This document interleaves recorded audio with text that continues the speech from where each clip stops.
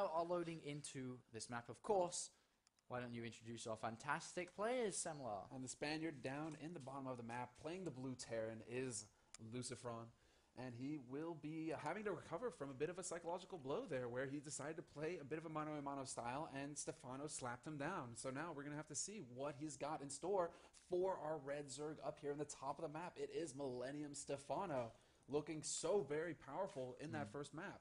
And for people wondering about that third note on Stephano there, one more year in StarCraft 2, or of StarCraft 2, is that he actually... Ooh, camera went crazy there. He actually did say last year that he's going to have 1 year as full-time pro. And I was rejoicing when he actually announced he was going to go full-time. Absolutely. It was fantastic news as he was winning, not getting the biggest results, but winning a lot when he was just semi-pro. And then when he got announced full-time, I was like, cha-ching! He's going to win money. I'm He's sure really, you're really not good. we're not the only ones feeling excited about that, because there are a few Zergs as exciting as him to watch play. Yeah. And truly, he's got that fan power now, where it's just like he shows up and it's he's ready to kick ass. And now he's going to extend it by another year. So instead of going back to school in just a couple of months, he will actually stay within StarCraft 2. And where is he going? Where is he going? And he will be going to Korea for the GSL in the next couple of months. So look forward to seeing him over there. If we think that he's good now, after having played against North American and European players, he spends a few months in Korea. It's going to be insane. I cannot wait to see how good he does, like what he comes up with over there. Still gasless from Luzifron, so it looks like he's going to use the same build again. It is a map where you can do it. Very easy, defendable, and even with the recent style of Zerg play, you don't really see gas pull openings anytime soon in the early stages of the game. And you 9 times, well, you could even say 10 times out of 10, you're going to see hatchery first. So why not go, Barracks Command Center? Command Center first is still viable as well. A little bit more dangerous as you do delay that barracks. You do delay your tech as well. But this is absolutely fine for Luzifron to do. Let's see what he's going to do. Is he going to grab a third base again on this map? Again, this map is very friendly towards Terran and Protoss grabbing their third base. You can see it's just a hand sweep of the mouse to actually get there, which is nice. And you can actually get it in one screen. Wait. There you go. Get one screen of bases. So really, really good for Terran and Protoss. A little bit more difficult for Zerg we talked about, but we'll see how he's going to take this approach. You can also grab gases 1 and 2, which means he's going to basically jump straight up to factory as soon as he gets 100 gas here, so that he can start the Hellion production to lower the creep spread. Very important on a map like Ohana 2. Very open in terms of the edges around the side.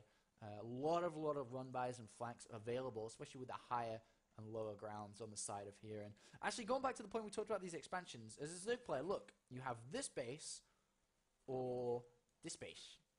4th or 5th, very, very difficult to hold and sustain if your opponent has locked down 4 bases and holds this. Because he can drop this base, and he has a very easy stim and run to this base. So it's actually very, very good for Terran players the later this game goes on. But let's have a look at Luzifron. There's the factory coming down for the first thing we see. And I actually had an interesting point to bring up, but it slipped my mind as you were mentioning something about stimming up to the 4th bases. But in any case, it's about the creep spread. It's just something I'm sure that Luzifron picked up on, is the fact that in the first map, Stephano's creep spread, unperturbed.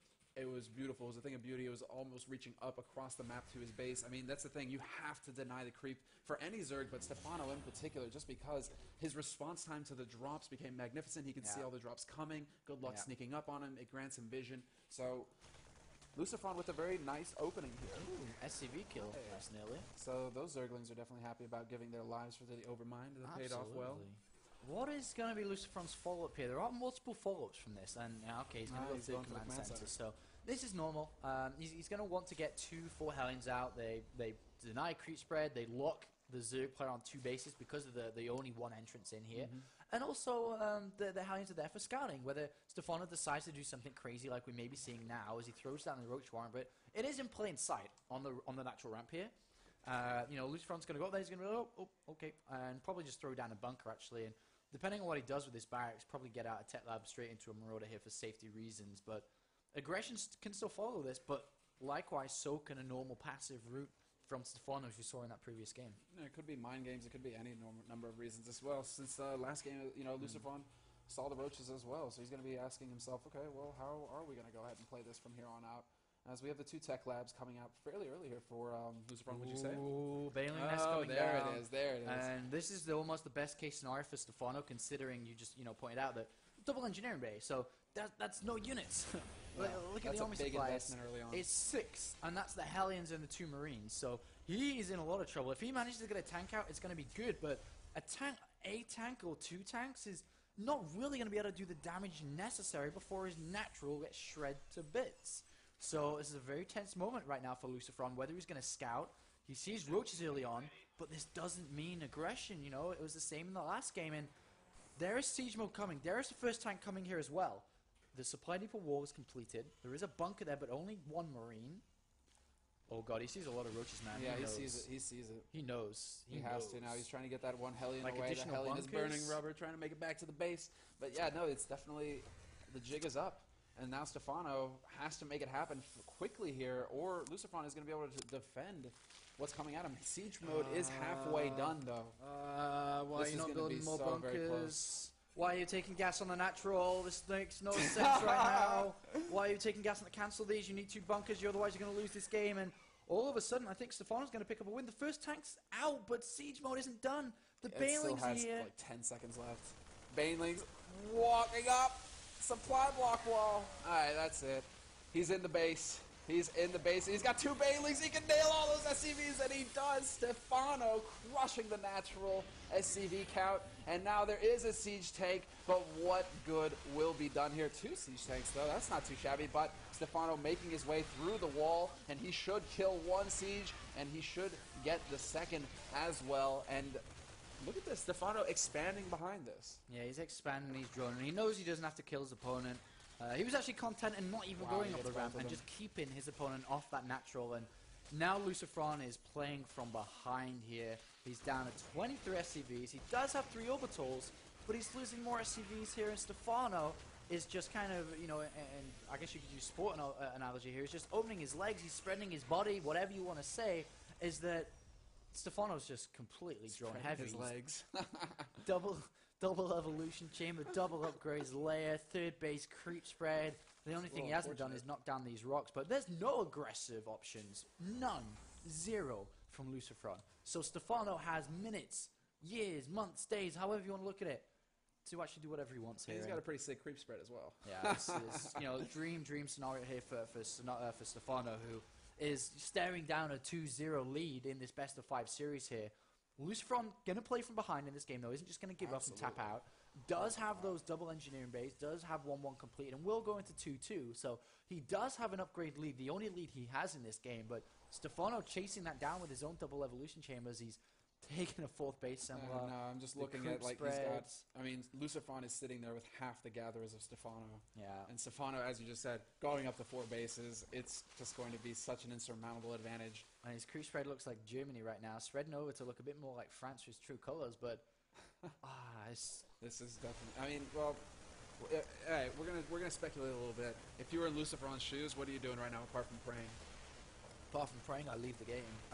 But you know, from a fighting spirit, remember there's $1,000 on the line here for the winner of the entire tournament, winner takes all. But he's gonna try and just kind of play a little bit thin in terms of have minimal units defending locations. He's gonna have a tank about here, and then he's gonna take the command center and try to wall in and just play with low units defending a third base. Stephano though can do two things. You can just run down and club him to death. and club him to death. He can go to Hive and club him with like Ultralisk later on. It doesn't matter, but that's what Luzifron's going to hang on here too, is these upgrades in 2-2. If he continues with not skipping a beat on these upgrades, and especially if he goes into 3-3 straight away, he will have a significant timing attack. 3-3 will finish before any significant army is collected by Stephano. So if he joins these things together and hits that, then yes, he can still win this game. He's not out of it, but it's a very, very small window to hit. It's going to be very difficult. Stephano, of course, has a say in the matter. And look at his vision. It's absolutely fantastic. Amazing. He's got overlords everywhere, taking another base on the left side of the map now. His creep spread looks like the Autobahn in freaking Germany. It's just miles long. And this is insane. This is insane. Stephano, it's his game to lose, basically. From here on out, it's just jokes. He can do whatever he wants. Luzifron, though, hasn't got combat shields. He hasn't even got stim. Look at that. Yeah, You know, stim cutting halfway corners done. left and right to actually get back into this game. But, you know, it's very... still possible. I mean, it's going to be rough, but... 87 drones to 53 SUVs. I The mean, mules upgrades are awesome, catching up but- for Stephano, though. That's the scary part. 3-3 should start. It has to start. Not should start. It has to start immediately. That's the only thing left in this game. The Ultras Cavern will, fall down very, very shortly here. And there it is. I don't know where it's gone. The one Marine making his way up across. Stephano's going to allow it. And now the Lings come in. And Luzifron, he needs to understand that's the 5th base for sure. So, upgrades coming. The Ultras coming down. There's 3-3 start immediately. That's Luzifron's last hope in this game. Tank line's pretty damn good. Lings coming in. Oh, Roaches even coming in. Doesn't need Roaches. Wants to get rid of them. Of course, going to bring down a tank. Trades basically all his Roaches for a tank and a mule. A second mule. 3 mules. And a third mule. Yeah, he gets it. That's pretty good, though. That's a good trade. He did manage to take a tank, and you know that Lucifon's gritting his teeth right now, going, man, I really couldn't afford to give that up. Every little bit matters for him at this point. This is another command center on the way here for Luzifron. I mean, he's playing to almost, you could say, that let's hope Stephano engages me and loses a really bad engagement. He's going to attempt to drop, but guess how long Stephano's going to take to find that, pretty early here. And that's another key thing on this map that's actually very good for Terran players. You can drop the side base and then drop the main base. Really, really good on this map. So, a few units stimming up. Going to clean some creep too.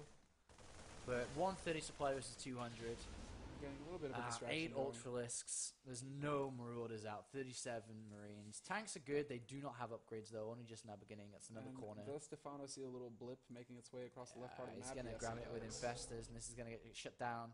Oh, Willie, there it is, making its way in. The Marines dashing back, but Stephano is there with the fungal. He drops some Infested Terrans as well, and this medevac is not long for this world, as the Lings will be cleaning that up. In the meantime, a little bit of aggression coming out in the middle of the map, but once again, dropships just out of reach for those poor Ultras. I mean, Ultras are big and all, but just not going to cut it. So what Luzifron's going to need to do now is basically forget about his natural and just hope to God that Stephano doesn't try to go through it. Lift these tanks up, and there we go. It's going to see it now. Is crawl these 2-3 tanks together and start to push up this. So he's going to need tanks on the low ground. He's going to need tanks on the higher ground. So this line, that box I'm creating, is going to be key in having tanks in. Because it has an amazing position, but Stephano has an inkling. Stephano knows. It's okay though. The tank spread's still very good here. Now Stephano's going to see that Luzifron's trying to crawl up towards this base, and Stephano's not really going to allow that to happen. 3-3 is going to finish now. There's that window of upgrade opportunity for Luzifron to try to do something here, but he's taken an option where he just has to defend, but dual pronged. Oh man. Making his way up top, those Lings are going to make short work of the 3 tanks on the high ground. Now the Ultralisk crashing into the tank line on the 3rd. Fungals raining down, and Luzifron is just going to fade. I don't know. Ultralisks are pretty bad. Ultralisks are pretty bad, but I mean, could he afford to give up those units? Could he afford to give up the position? The problem is the bank again of Stephano. Exactly. There's 100 Lings about to pop out. There's 7 Infestors. Even though he cleans up the Ultralist, the follow-up, he's not going to be able to hold this area very well. He's got not many SCVs. He has to spread himself and run up immediately. Good clearing up the Infestors, but if he loses his Planetary Fortress, he'll lose the game as well. And the Lings are going to work, killing off all of these extremely valuable SCVs as well. The Lings streaming in. Tanks are not sieged. They will take advantage of the choke as best they can, but the base, as you said, is lost, and that is going to be it. Luzifron